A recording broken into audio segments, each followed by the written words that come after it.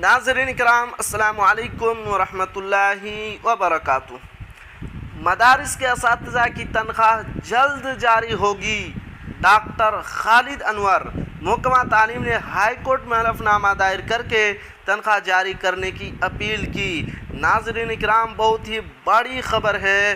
خبر سے پہلے آپ سے ایک چھوٹی سی گزارش کہ اگر آپ ہمارے چینل پر نئے ہیں تو ہمارے چینل کو ضرور سبسکرائب کیجئے اور بیل آئیکن کے گھنٹے کو بھی ضرور دبا دیجئے، کیونکہ میں آپ کے لیے اسی طرح کی خبریں لے کر آتا رہتا ہوں۔ اب چلتے ہیں خبر کی طرف۔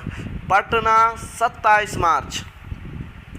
M L C doctor Khalid Anwar نے کہا ہے کہ وزیر اعلیٰ نتیش کمار اقلیتوں کی فلاح کے لیے مدارس اور مدارس کے اساتذہ کی ترقی کے لیے پابند عہد ہے۔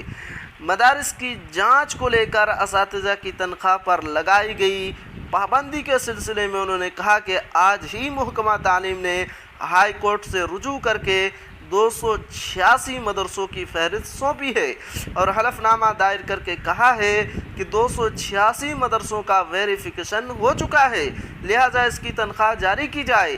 ڈاکٹر خالد انور نے کہا کہ اس طرح کی افواہ بھی پھیلی ہوئی ہے کہ 205 کیٹیگری کے مدرسوں کی تنخواہ بھی بند ہو چکی ہے، جو کہ بالکل غلط ہے۔ 205 کیٹیگری کے مدارس کے اساتذہ کی تنخواہ جاری ہے۔ اس میں کوئی افسر اگر رخ نہ ڈالے گا تو اس پر کارروائی ہوگی۔ واضح ہے کہ آج مدارس کے ذمہ داران سمیت کئی تنظیموں کے سرکردہ شخصیت نے ڈاکٹر خالد انور سے ملاقات کر کے موجودہ صورتحال پر تبادلہ خیال کیا اور مدارس کے اساتذہ کی رکی ہوئی تنخواہ پر مداخلت کی اپیل کی۔ ڈاکٹر خالد انور نے کہا ہے کہ وزیر اعلیٰ نتیش کمار اس معاملے کو لے کر سنجیدہ ہیں، جلد ہی معاملے کا نپٹا کر کے تمام اساتذہ کی تنخواہ جاری کی جائیں گی۔